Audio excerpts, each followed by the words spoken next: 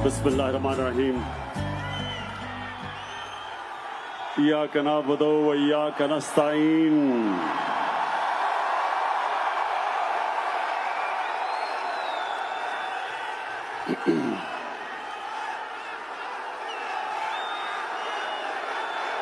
बहुत बहुत शुक्रिया।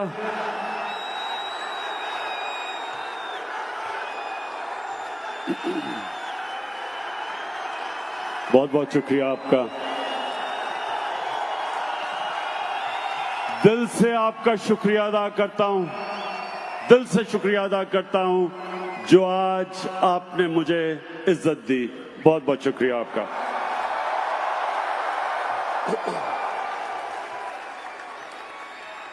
अच्छा, वॉशिंगटन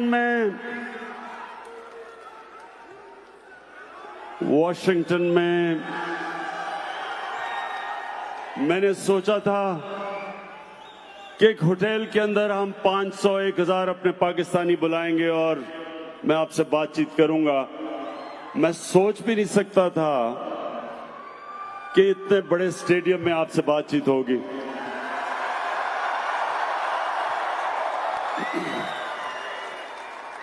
अच्छा, अब आपने बड़ी आराम से अब मेरी बात सुननी है। सारे नारे बाद में, पहले मेरी आपने अब बात सुननी है।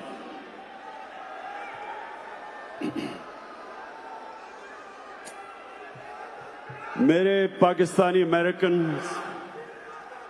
नहीं अभी नहीं बन गया हूं।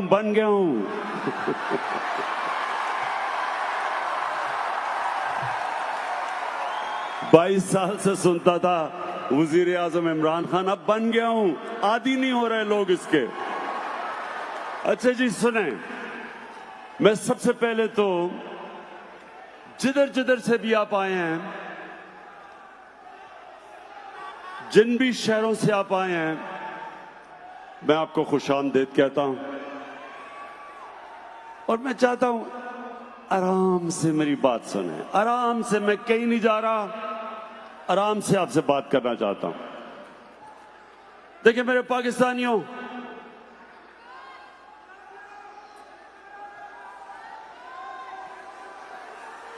एक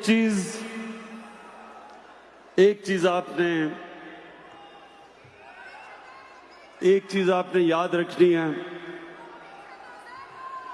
कि ये जो अल्लाह ने हमें मुल्क दिया, सुने आराम से, पाकिस्तान जो अल्लाह ने हमें मुल्क दिया, ये किसी को भी अंदाजा नहीं है कि ये अल्लाह की कितनी बड़ी नेमत है। ये हमारा मुल्क, ये अल्लाह ने एक खास नेमत के तौर पे हमें दिया। और मेरे पाकिस्तानियों, ये वो मुल्क है जो इंशाअल्लाह ये हर साल आप इसको तब्दील होते देखेंगे। ये हर साल मुल्क ऊपर जाता रहेगा।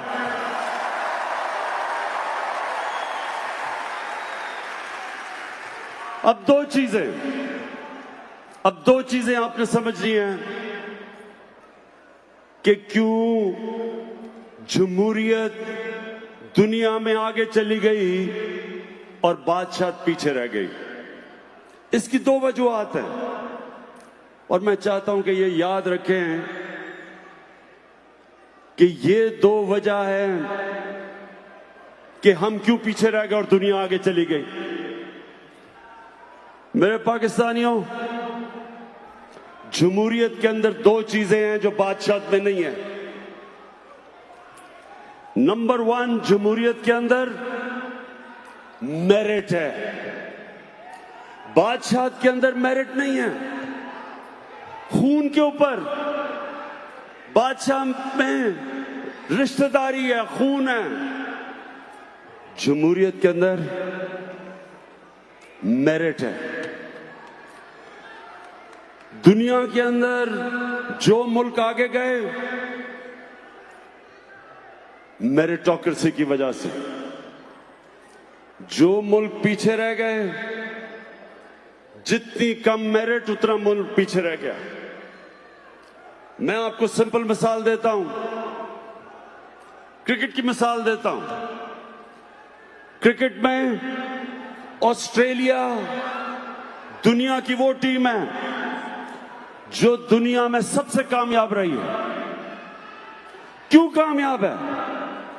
क्योंकि ऑस्ट्रेलिया के अंदर जो उनका निजाम है वो सारा टैलेंट ऊपर ले आता है, मेरिट है।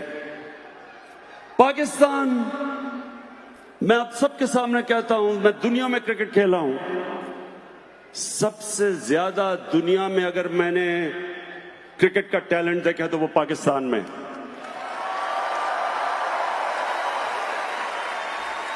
लेकिन क्योंकि मेरिट नहीं है, मेरिट का सिस्टम नहीं है, हम वो टैलेंट को ऊपर नहीं ला सकते।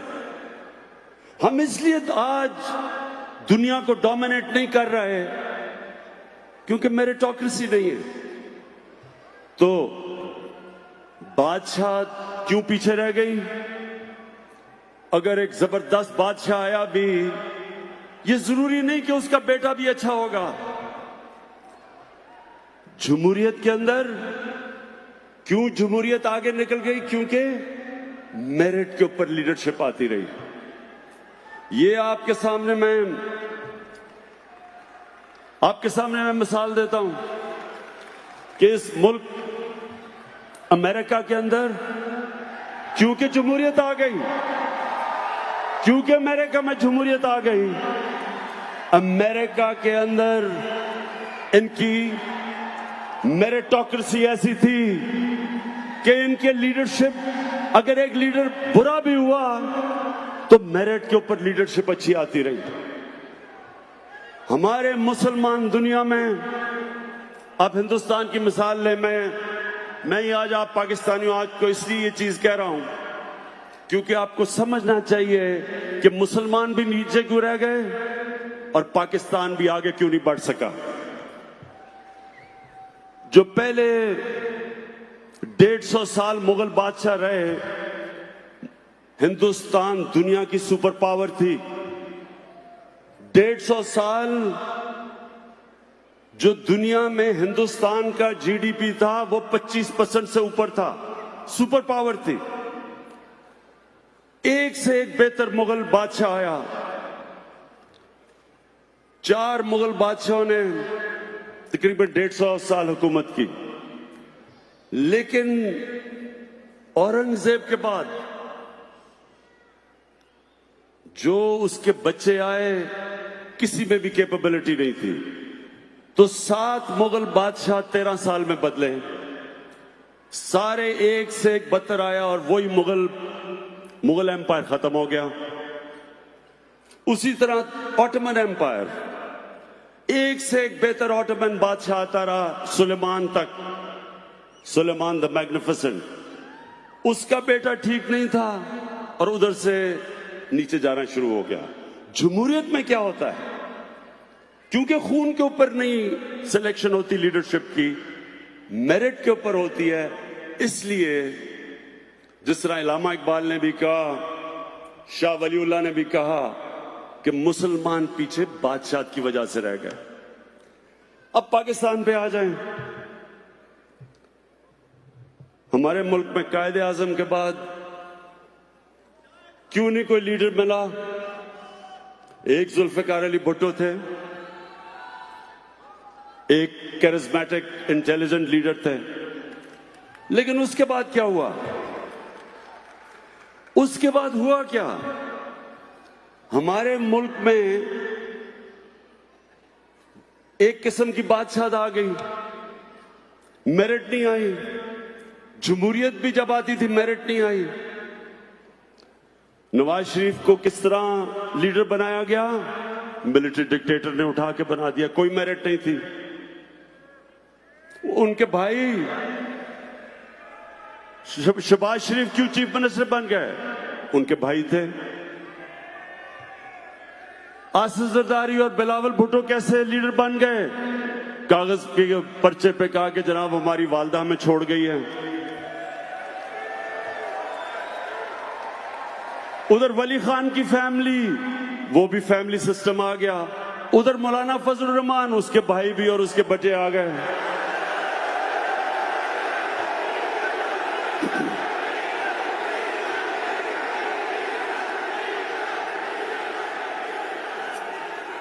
कहने का मकसद ये है कि जब जमहूरियत भी आई, मेरिट तो नहीं आई। सो ये प्लीज याद रखें कि नंबर 1 चीज कि जिस माशरे में मेरिट नहीं होती वो आगे नहीं बढ़ता। आज चाइना आप चले जाएं, चाइना की जो कम्युनिस्ट पार्टी है उसको स्टडी करें, बेहतरीन मेरिट का सिस्टम है। चाइना की कम्युनिस्ट पार्टी, जिस तरह हमने पूरा, उन्होंने मुझे प्रेजेंटेशन दी, जबरदस्त सिस्टम है। वो सारे मुल्क से बकायदा देखते हैं कि कोई हर फील्ड में मेरिट ऊपर कैसे आ रहा है। और दूसरी चीज तो नंबर 1 जमहूरियत की खासियत मेरिट, और नंबर 2 जमहूरियत के अंदर जो मुल्क का सरबराह होता है वो जवाबदेह है। हजरत उमर मदीना की रियासत के अंदर, हजरत उमर जैसे एक अजीम लीडर को आम आदमी खड़ा होकर पूछता है कि किधर से आपने ये पैसा आया जो आपने कपड़े पहने हुए हैं। लीडर जवाब देता, हजरत उमर ने ये नहीं कहा कि तुम्हारी मिजाल है मेरे से पूछो, या जो आजकल पाकिस्तान में हो रहा है ये नहीं कहा कि पता नहीं मैं कौन हूं। हजरत उमर ने जवाब दिया, लीडर जवाब देता। बरतानिया के अंदर जब जमहूरियत की शुरुआत हुई मैग्ना कार्टा में 800 साल पहले, तो क्या कोशिश थी कि लीडर को, जो बादशाह था, उसको कानून के नीचे लेके आए। और वो स्ट्रगल एंड में चलती चलती चलती उन्होंने, उनका बादशाह भी था तो वो भी जवाब देता। तो ये याद रखें, ये दूसरी चीज, जमहूरियत तब कामयाब होती है जब लीडरशिप जवाबदेह होती है। अब दूसरा हमारा देख ले पाकिस्तान का प्रॉब्लम, जब इनसे जवाब लेते हैं कहते हैं इंतकामी कार्रवाई हो गई।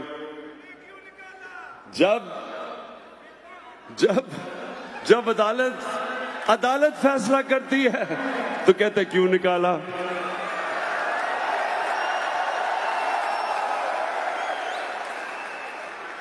आप और ये जो आज पाकिस्तान में हो रहा है, ये नया पाकिस्तान बन रहा है। कभी इन लोगों से जवाब नहीं लिया गया था, कभी लीडरशिप से जवाब नहीं लिया गया था। लोग कहते हैं ना जी कि किधर है नया पाकिस्तान। आपकी आंखों के सामने नया पाकिस्तान बन रहा है।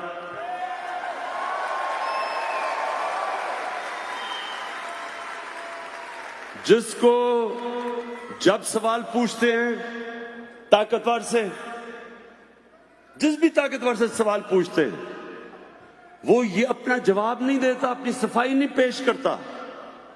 वो कहता है इंतकामी कार्रवाई है। एक तो सारे मेरी तारीफ करना शुरू कर देते हैं, जिससे पूछो, शाहिद खाकान अब्बासी से पूछो, आसिफ जरदारी से पूछो, नवाज से पूछो, शहबाज, सारे मुझे कहते हैं कि जी इमरान खान करवा रहा है।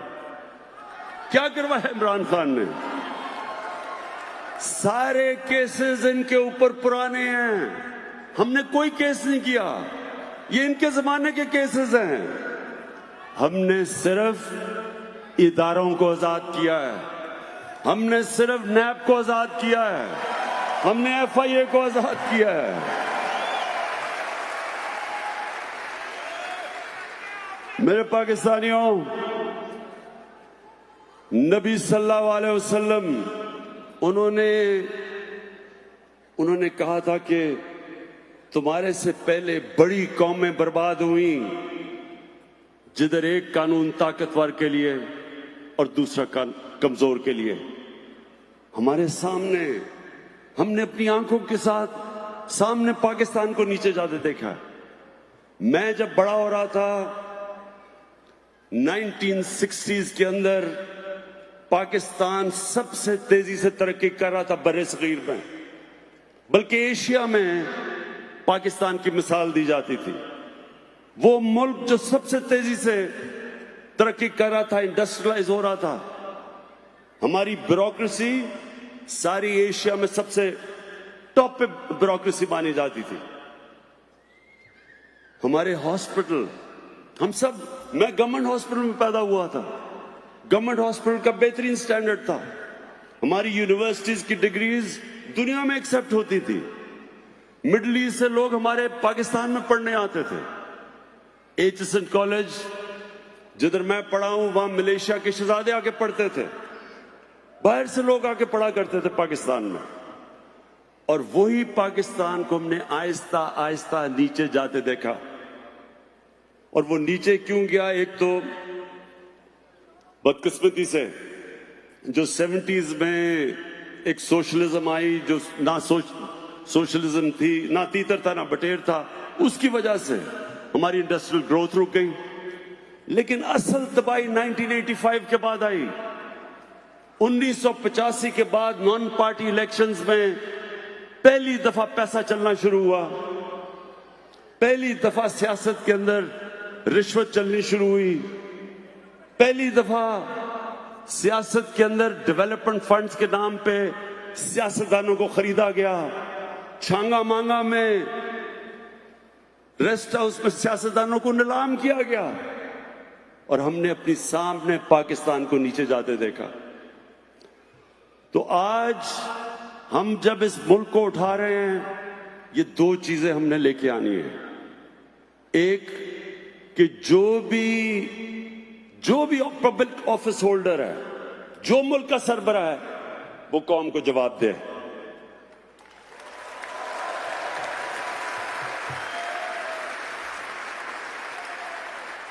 आजकल ये सारे सब इकट्ठे हो गए हैं। कोई दीनी जमात है, फजलुर रहमान इस्लाम को लेके आ रहा है, वो भी एक साथ है। दूसरी तरफ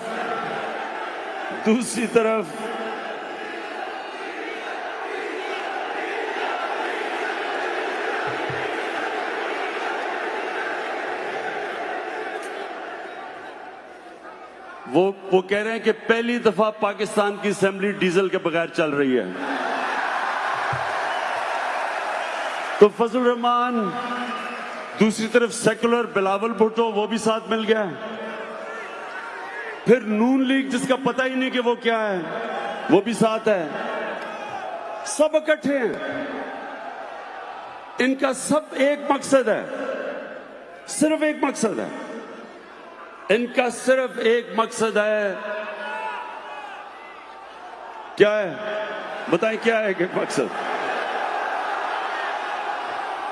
3 लफ्ज सुनना चाहते हैं मेरे से, NRO, यानी कि जो अब तक इक्तदार में बैठ के मुकमुका है, सब एक चीज चाहते हैं। तो नंबर 1, ये मैं आज आप सबके सामने कहना चाहता हूं, दुनिया इधर उधर हो जाए,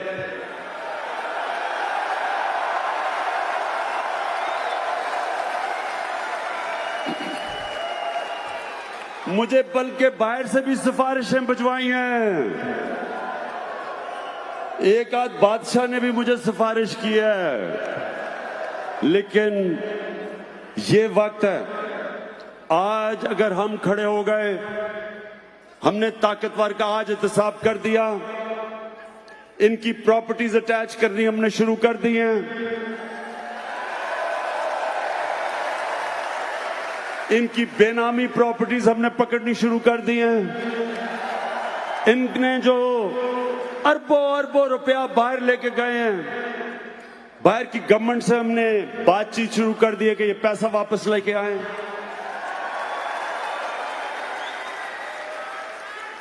और ये याद रखना कि ये है वो वक्त जब पाकिस्तान बदलेगा। आपके सामने बदल रहा है। और दूसरी चीज, हमने पाकिस्तान में मेरिटोक्रेसी लेके आनी है, मेरिट का सिस्टम लेके आना है। मैं आप सबसे ज्यादा, मैं भी एक ओवरसीज पाकिस्तानी बड़ी देर रह चुका हूं। मैं 18 साल की उम्र में बाहर गया, क्रिकेट खेलने गया, पहले पढ़ाई की, फिर 18 साल तक बाहर, आधा साल बाहर रहता था, क्रिकेट खेलता था। तो मेरा सबसे ज्यादा ओवरसीज पाकिस्तानी के साथ राब्ता रह चुका है। मैंने अमेरिका में भी पाकिस्तानी कम्युनिटी देखी शुरू में। मैंने इंग्लैंड में खास तौर पे अपनी पाकिस्तानी कम्युनिटी को आते देखा, first generation, second generation, third generation अपने सामने देखा। मैंने जो एक नतीजे पे आया वो ये कि हमारे लोग जब उनको मौका मिलता है, जब जो अंग्रेजी में कहते हैं लेवल प्लेइंग फील्ड मिलती है, जब उनको एक ऐसा निजाम मिलता है जिधर मेहनत का फल मिलता है, जिधर वो मेहनत करता है उसको फल मिले, हर जगह मैंने पाकिस्तानियों को ऊपर आते देखा है, एक्सेल करते देखा।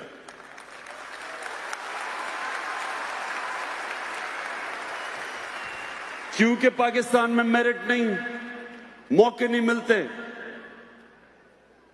क्योंकि पाकिस्तान के अंदर वो सिस्टम ही नहीं जो मौका देता है आम आदमी को ऊपर आने का। हमारा तालीम का सिस्टम नहीं ऊपर आने देता। किस मुल्क में है इंग्लिश मीडियम थोड़े से तबके के लिए, उर्दू मीडियम बाकियों के लिए, फिर दीनी मदरसे? किस मुल्क में 3 सिस्टम चलते हैं? हमारा तालीम का निजाम ही हमारे निचले कमजोर तबके को ऊपर नहीं आने देता। एजुकेशन अपार्थाइड है, और यहां इधर मौके मिलते हैं लोगों को। हमने कितने, मैंने अपनी आंखों के सामने मजदूर देखे आते हुए इंग्लैंड, उनके बच्चे मुफ्त गवर्नमेंट स्कूलों में पढ़े और वो देखते देखते किधर से किधर पहुंच गए। तो क्यों नहीं कर सकते हम अपने मुल्क में? और इंशाअल्लाह ये है पहली दफा पाकिस्तान में, अब ये पहली दफा हो रहा है पाकिस्तान में कि हम गवर्नमेंट स्कूलों के अंदर सिस्टम ठीक कर रहे हैं, एक सिलेबस लाने की कोशिश कर रहे हैं सारे स्कूलों के अंदर कि एक मेन सिलेबस हो सबके लिए।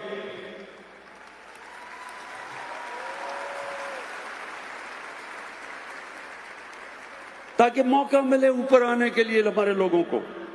हम पहली दफा मदरसों के, हमने साथ बैठे मदरसों के जितने भी उनकी तंजीमें थी उनके साथ हम बैठे।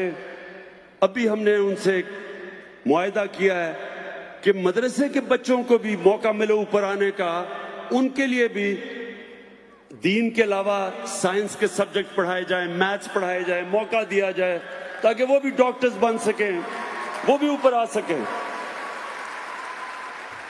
कौन तो अपने मुल्क में अब तक, अब सोचे 8 लाख बच्चे हैं जो इंग्लिश मीडियम स्कूलों में जाते हैं, 8 लाख। 3.25 करोड़ बच्चे जाते हैं उर्दू मीडियम में, 25 लाख बच्चे जाते हैं दीनी मदरसों में। तीनों पैरेलल सिस्टम है, 3 पैरेलल कल्चर हैं। तो ये सबसे बड़ा कदम होगा कि पाकिस्तान के अंदर एक मेन तालीम का सिलेबस आए ताकि एक कौम बने, हम तब एक कौम बने।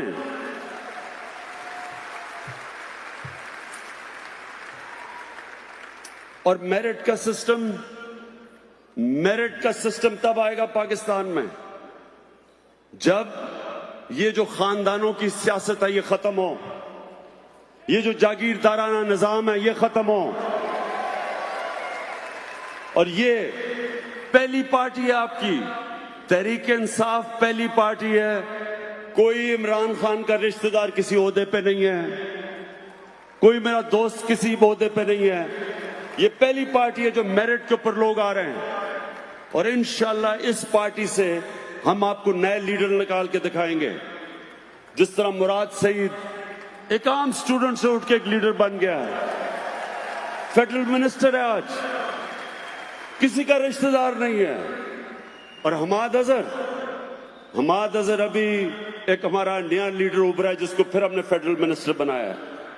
कहने की मैं ये कोशिश कर रहा हूं कि ये मुल्क, हमारा मुल्क आपके सामने उठेगा, आपके सामने आप देखेंगे कि सिर्फ हम निजाम ठीक करके मौका देंगे निचले तबके को ऊपर आने का। मैं आपको एक मिसाल देता हूं नमल यूनिवर्सिटी की। मैंने नमल यूनिवर्सिटी क्यों बनाने का फैसला किया?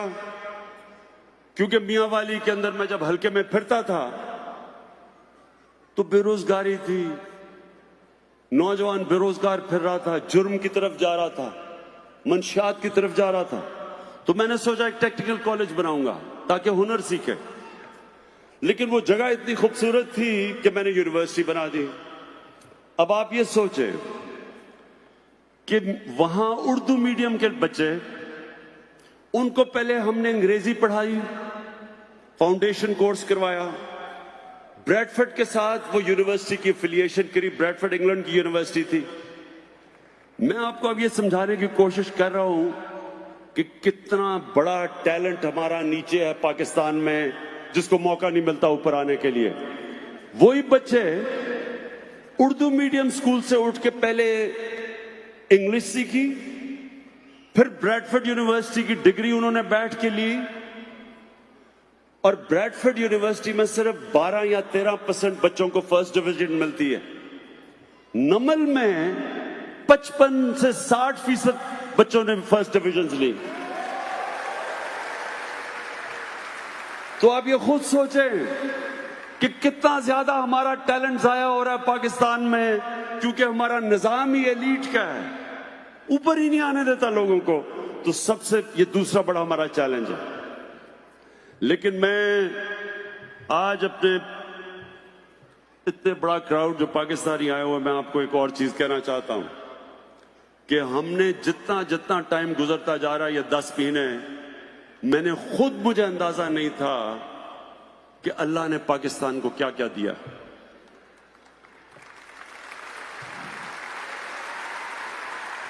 पहले तो आपको अंदाजा नहीं कि पाकिस्तान में कितना अल्लाह ने मिनरल्स दिए हैं, मदनियात। जो पाकिस्तान के पास तांबे के जखीरे हैं वो दुनिया में 4-5 बड़े मुल्कों के मुकाबले में अरबों अरबों डॉलर के जखीरे पड़े हुए वहां। और हमारी बदकिस्मती देखें कि एक रेको डिग के अंदर अच्छा भला वहां बाहर से कंपनी आई, काम शुरू होने लगा था। अब वो मैंने इंक्वायरी की है, पता चलेगा कि क्या वजूहात है, कि क्या वजह है कि वो सुप्रीम कोर्ट ने फैसला करके उस कॉन्ट्रैक्ट को खत्म किया, जो आज हमें बहुत ज्यादा एक इंटरनेशनल कोर्ट के अंदर फाइन भी हुआ है उसका $6 अरब का। लेकिन ये सोचें कि वो जो वहां अंदाजा लगाया जाता है कि $200 अरब के, तो वहां सिर्फ एक जगह पे तांबे के रिजर्व्स और सोना पड़ा हुआ है। तो 10 साल से कोई काम ही नहीं हो रहा क्योंकि कोर्ट केस हो गया। और इसके पीछे क्या होगा? आज मैं बता रहा हूं कि इसके पीछे करप्शन थी, पैसे मांग रहे थे, रिश्वत थी। और यही वजह है, याद रखें पाकिस्तानियों, हमारा मुल्क पीछे रह गया सिर्फ एक वजह से, करप्शन। बड़ी बड़ी कंपनीज पाकिस्तान में नहीं आती। आज मैंने इन्वेस्टमेंट के लिए कंपनीज को आज मिला हूं, कतर में मिला हूं, सऊदी अरेबियन कंपनीज में, चाइना की कंपनीज मिला हूं। हर कंपनी एक ही बात करती है कि वो इसलिए पाकिस्तान नहीं आते क्योंकि वहां पैसे मांगते हैं, करप्शन है, रिश्वत मांगते हैं। तो ये अपने ज़हन में डाल दें कि अल्लाह ने इस मुल्क को पहले तो मिनरल्स दिए हैं, तांबा दिया, कोयले के बड़े रिजर्व्स हैं। पाकिस्तान को तो कभी बिजली की कमी 100 साल तक नहीं होनी चाहिए, जितने बड़े सिर्फ कोयले के रिजर्व हैं थर के अंदर। 180 अरब टन का कोयला पड़ा हुआ है पाकिस्तान में, 180 अरब टन, यानी इसका मतलब सऊदी अरेबिया से ज्यादा बिजली पाकिस्तान में कोयले से बना सकते हैं हम। अभी मैं 2 हफ्ते पहले मुझे दुनिया का टॉप जो मिनरल की कंपनी ऑस्ट्रेलिया की, उसका नाम है एंड्रू फॉरेस्टर है, वो मुझे मिलने आया। वो मुझे कहता कि सारी दुनिया को पता है कि पाकिस्तान में कितने ज्यादा तांबे के रिजर्व्स हैं, कोयले हैं, सोना है, लेकिन कहता दुनिया इसलिए नहीं आती, करप्शन की वजह से लोग पैसे मांगते हैं। तो ये मैं आज आपको बता रहा हूं कि इंशाल्लाह आप देखेंगे कि ये अब कंपनीज पाकिस्तान आएंगी, बड़ी बड़ी कंपनीज, क्योंकि हमारे पास तो पैसा नहीं है जो मिनरल्स जो इनकी एक्सप्लोरेशन करें। तो ये कंपनीज आएंगी, जितना भी हमारे ऊपर अभी कर्जा चढ़ा के ये गए हैं पिछले वाले, इंशाल्लाह सिर्फ और सिर्फ क्लीन गवर्नमेंट दे के, करप्शन खत्म करके, इंशाल्लाह हम आपको दिखाएंगे इस पाकिस्तान को उठा के।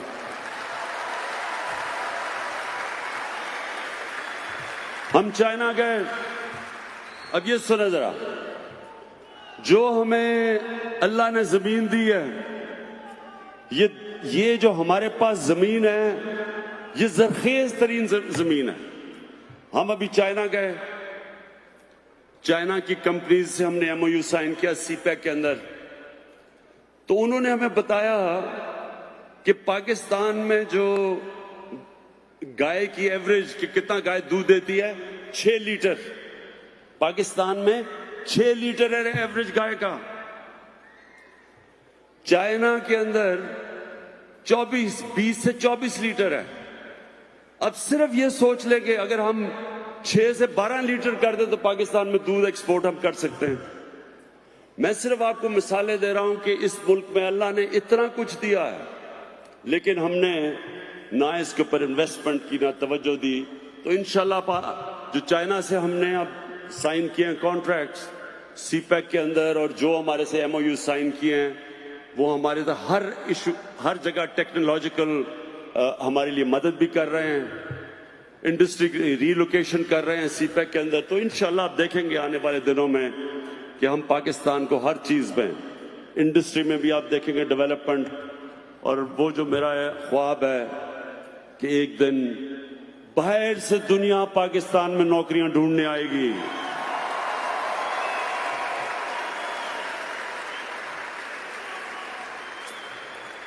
अब मैं आपसे ये, अब मेरे से सब पूछते हैं कि जी आपकी विजन क्या पाकिस्तान की, कि किस तरह का पाकिस्तान होना चाहिए।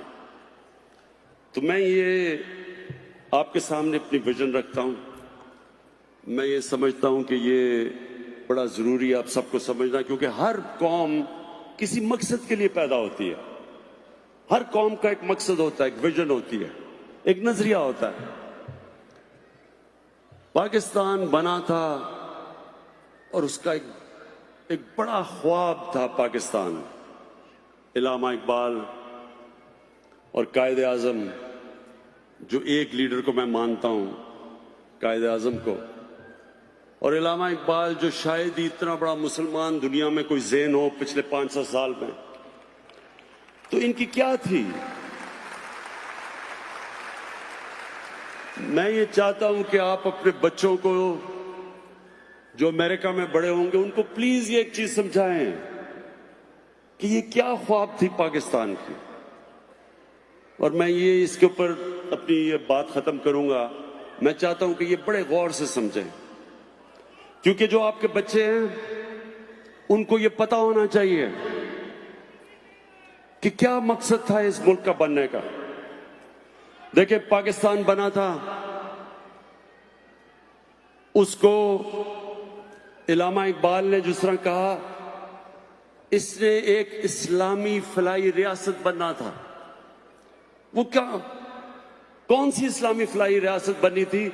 जो कि मदीना की रियासत थी। मदीना की रियासत क्या थी? कितने लोगों को पता कि मदीना की रियासत क्या थी? मदीना की रियासत एक मॉडर्न स्टेट थी, मॉडर्न प्रिंसिपल्स पे बनी हुई थी।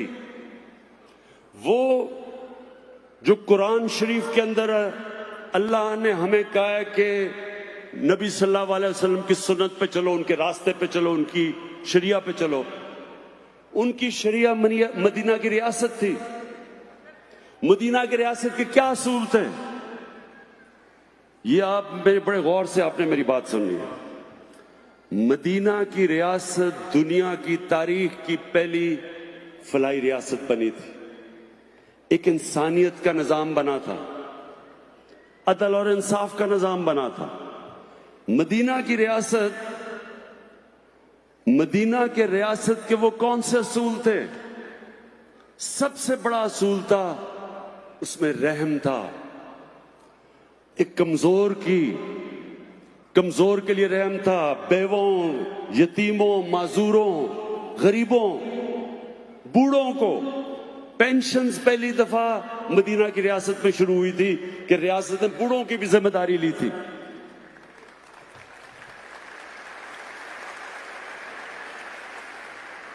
पैसे नहीं थे, वो गरीब थे। उनके साथ दो सुपर पावर्स थी, पर्शियन एम्पायर और रोमन एम्पायर। पैसा तो उनके पास था, वहां अमीर अमीर था, गरीब गरीब था। इनके पास तो पैसा भी नहीं था। लेकिन सरकार मदीना ने फैसला किया कि रियासत की जिम्मेदारी है अपने कमजोर तबके को ऊपर उठाने के लिए। पहली दफा प्रोग्रेसिव टैक्सेशन निकली, जो आजकल मगरिब में आप देखते हैं। प्रोग्रेसिव टैक्सेशन, पैसे वालों से टैक्स लिया और कमजोरों के ऊपर खर्च किया। ये पहली दफा हुआ था। उससे पहले कोई कॉन्सेप्ट नहीं था। उससे पहले बादशाह अमीर और उसके इर्द गिर्द अमीर, बाकी कौम गरीब। ये जो प्रोग्रेसिव टैक्सेशन, पैसे वालों से लेके गरीबों को देना, ये पहली दफा मदीना में हुआ था। फिर ख्वातीन को राइट्स दिए गए थे, वो भी रेवोल्यूशन थी। पहली दफा ख्वातीन को हिस्सा दिया गया था जायदाद के अंदर। आज तक मुझे अफसोस से कहना पड़ता है कि आज तक पाकिस्तान में हम स्वाय थोड़े से शहरों के, देहात में आज तक हम औरतों को उनका हिस्सा नहीं देते जायदाद में। ये तहरीक इंसाफ अब कानून लेके आ रही है कि ये कानून उनको देना पड़ेगा, हमारी औरतों को हिस्सा। फिर पहली दफा गुलामों को सरकार मदीना ने कैसे उठाया? उन्होंने कहा कि गुलामों को आपने बिल्कुल उस तरह ट्रीट करना है जिस तरह वो आपका फैमिली का मेंबर है। उन्होंने जो गुलामों, आप ये सुने जरा, कितनी दुनिया में जो ब्लैक अफ्रीकन्स हैं, कितना उनसे जुल्म हुआ, दुनिया में देख लें। लेकिन सरकार मदीना ने जब हजरत बिलाल को उठा के उन्होंने माशरे का एक मेंबर बनाया, उससे क्या हुआ? मुसलमान दुनिया वो वाहिद एग्जाम्पल है जिधर गुलाम बादशाह बन गए। स्लेव डिनेस्टीज थी हिंदुस्तान में, स्लेव डिनेस्टीज थी। कुतुबुद्दीन ऐबक गुलाम था। तुर्की में मामलूक्स वो गुलाम थे, वो जो बादशाह बन गए। ये गुलामों को आजाद किया, ख्वातीन को राइट्स दी, इंसानों को बराबर किया। जो उनका आखिरी खुतबा था अराफात के ऊपर, जो नबी सल्लल्लाहु अलैहि वसल्लम का आखिरी खुतबा था, उन्होंने ह्यूमन राइट्स का चार्टर बताया जो आज यूएन कह सकती है। वो आप ये समझेंगे कि आज यूनाइटेड नेशंस का चार्टर अनाउंस हो रहा है, जो उन्होंने आखिरी खुतबे में कहा कि इंसान बराबर हैं, चाहे जो मर्जी उनका रंग हो। जो माइनॉरिटीज थी, मिसाक मदीना साइन किया यहूदियों से, ईसाइयों से कि आपकी जो इबादत गाह हैं उनको हम प्रोटेक्ट करेंगे। ये सारे मॉडर्न कॉन्सेप्ट्स थे। और ये बनना है पाकिस्तान ने। ये है हमारी विजन। ये पाकिस्तान हमने बनाना है। एक इंसानियत का निजाम, एक इंसाफ का निजाम, एक मेरिट का सिस्टम। जो मदीना की रियासत ऊपर कैसे गई? मेरिट का सिस्टम था। जो भी अच्छा करता था उसको ऊपर ले आते थे। खालिद बिन वलीद वो कमांडर था जिसने तकरीबन मुसलमानों को जंगे ओहद में शिकस्त दे चुका था, उसको उन्होंने उठा के सैफुल्लाह का खिताब दे दिया मेरिट के ऊपर। बड़े पुरानों ने कहा जी हम आपके साथ ज्यादा देर से लड़ रहे हैं, तो ये आपने खालिद बिन वलीद को क्यों सैफुल्लाह का दिया? मेरिट के ऊपर दिया। मेरिट का सिस्टम था, जो आता था, जो भी उम्मा में आता था मेरिट के ऊपर वो ऊपर आ जाता था। तो हमने भी पाकिस्तान में वो उसूलों के ऊपर अपने मुल्क को खड़ा करना है, और इंशाल्लाह आप ये देखेंगे कि अल्लाह ने जो हमारे मुल्क में टैलेंट दिया है, जब मौका मिलता है हमारी कौम को, लोग दुनिया में जिधर जाते हैं ऊपर से ऊपर चले जाते हैं। मैं जब क्रिकेट में ऊपर गया था तो मैं इंग्लैंड गया था, इंग्लैंड में मैंने सीखी थी क्रिकेट, और हम वापस जब इंग्लैंड से आए तो फिर हमने अपने लोगों को, अपने बाकी खिलाड़ियों का स्टैंडर्ड रेज किया। और अब वर्ल्ड कप के बाद मैंने फैसला किया है कि मैं अब ये पाकिस्तान टीम को ठीक करने लगा हूं। इंशाल्लाह आपको उनको तकलीफ है।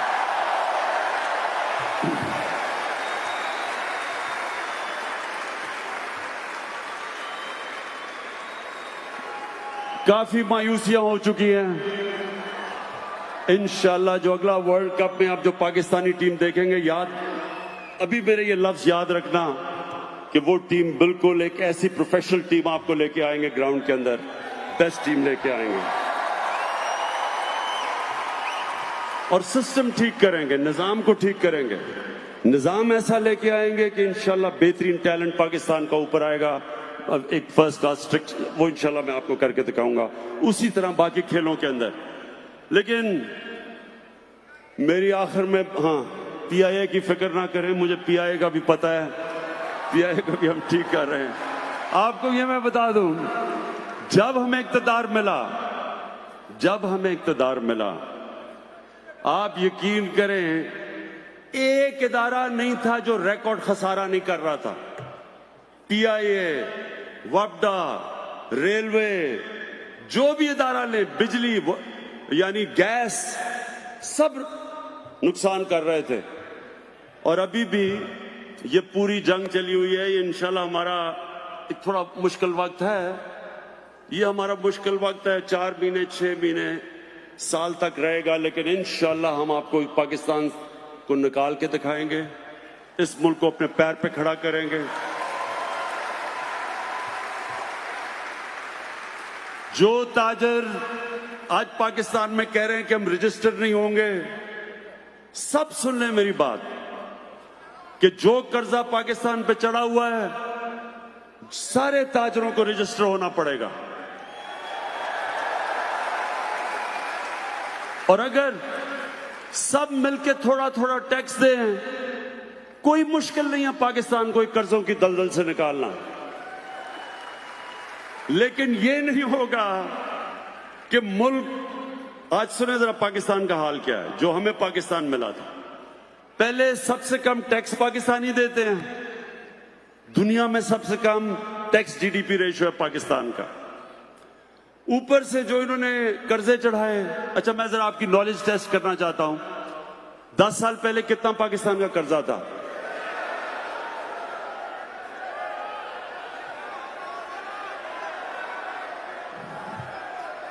6,000 अरब रुपया 10 साल पहले पाकिस्तान का कर्जा था। और 10 साल के बाद इन दोनों ने किधर तक पहुंचाया? 30,000 अरब रुपया। फिर से सुने 60 सालों के अंदर पाकिस्तान का कर्जा 6,000 अरब था। 60 सालों में, 10 सालों में इन दोनों ने 6 से 30 अरब पे कर्जा लेके गए। क्या किया इस कर्जे का? मुझे बताएं तो सही, पैसा गया किधर गया पैसा ये? और ये पैसा हमने इनसे निकालना है।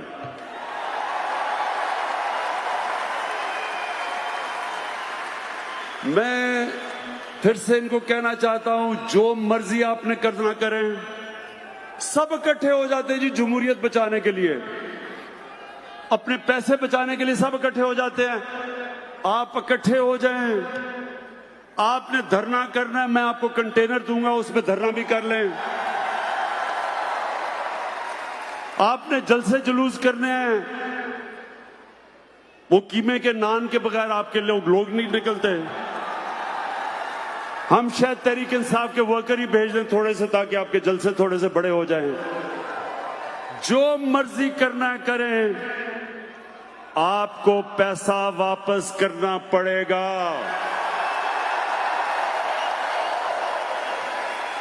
नवाज शरीफ कहते हैं जी मैं खाना घर से मंगवाऊंगा, खाना अच्छा नहीं है जेल का। फिर कहते हैं जी एयर कंडीशन लगा दो जेल में। अब टीवी चाहिए जेल में। 80% पाकिस्तानियों के पास तो एयर कंडीशन ही नहीं है। 80% कम से कम 60% के पास टीवी नहीं है। तो अगर हमने आपको जेल सजा के लिए भेजा हुआ है, तो जिस तरह के ये जेलों में रह रहे हैं, इससे ये तो सजा नहीं है। लोग तो खुशी से, आधी पब्लिक तो खुशी से जेल में जाएगी अगर उनको टीवी भी मिल जाए, खाने भी मिल जाए, एयर कंडीशन भी मिल जाए। सजा तो ना हुई है। तो मैं ये आप सबको आज सबको ये कहना चाहता हूं कि वापस जाके मैं ये टीवी शीवी तो जेल से निकालू ना। मैं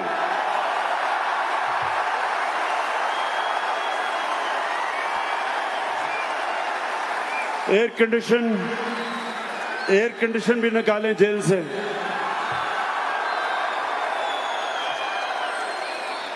मुझे पता है मरियम बीबी बड़ा शोर मचाएगी, लेकिन मरियम बीबी पैसा वापस कर दें, वो जेल से बाहर जा सकते हैं। पैसा वापस कर दें। एक तरफ हमारी कौम, हमारे लोगों के पास ना अच्छा अस्पताल है, ना स्कूल है, ना साफ पीने का पानी है कई जगह, क्योंकि पैसा नहीं है हमारे पास। और दूसरी तरफ आप जेल में फैसिलिटीज इसलिए। और आसिफ जरदारी दूसरे जेल में है। जरदारी का भी मैं देख रहा हूं, वो जेल में जाता है, अस्पताल चला जाता है, सारा टाइम अस्पताल में गुजार लेता है। आसिफ जरदारी आपको भी जेल में रखेंगे। ना टीवी होगा, ना एयर कंडीशन होगा।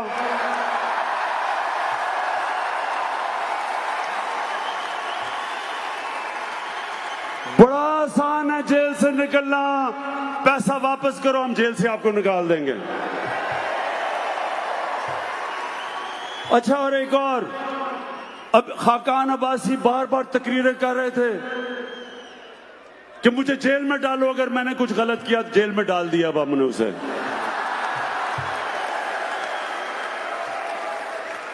अच्छा, मौलाना फजल रहमान,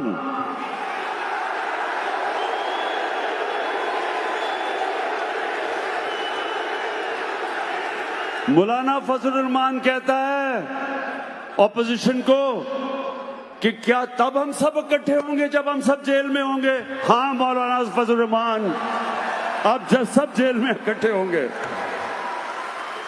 देखे पाकिस्तानियों, ये है तब्दीली। कभी आज तक कभी ताकतवर को पाकिस्तान के कानून ने कभी भी उसका एहतसाब नहीं किया, और ये है सबसे बड़ी तब्दीली। और इसी वजह से ये इंशाल्लाह हमारी कौम उठेगी। इसी वजह से इंशाल्लाह हमारा मुल्क एक अजीम मुल्क बनेगा।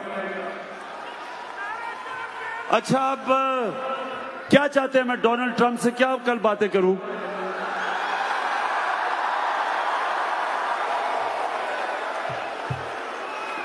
मैं पर्चियां लाया हूं जेब में, मैं पर्चियों से पढ़ूंगा बैठ के।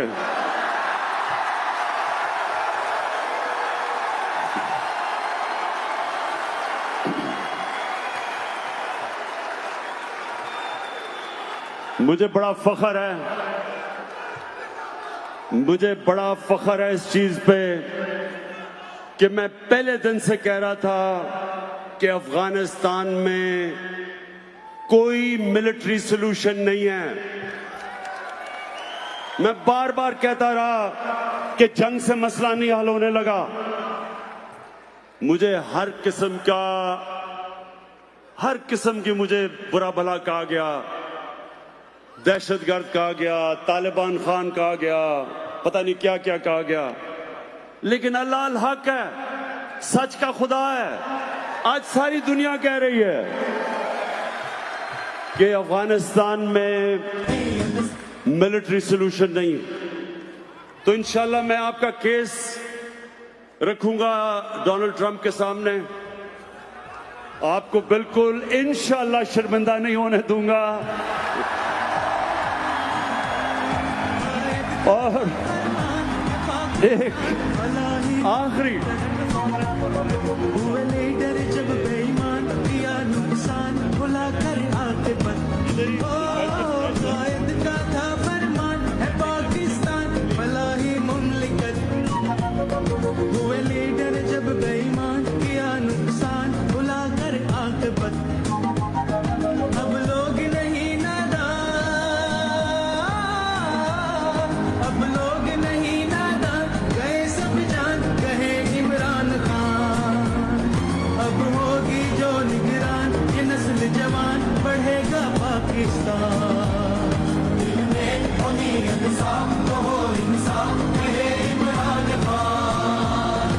जो चली है अब तहरीक के होगा ठीक प्यारा पाकिस्तान। अच्छा बस। अच्छा, मैं आखिरी चीज, मैंने जब 23 साल पहले पॉलिटिक्स में आया था, मैंने एक चीज कही थी, वो मैं आज उस पे अपनी तकरीर खत्म करता हूं। पाकिस्तानियों, 23 साल पहले मैंने एक चीज कही थी, मैं उस पे अपनी बात खत्म करता हूं, और वो ये था कि ना आज तक मैं कभी किसी के सामने झुका हूं,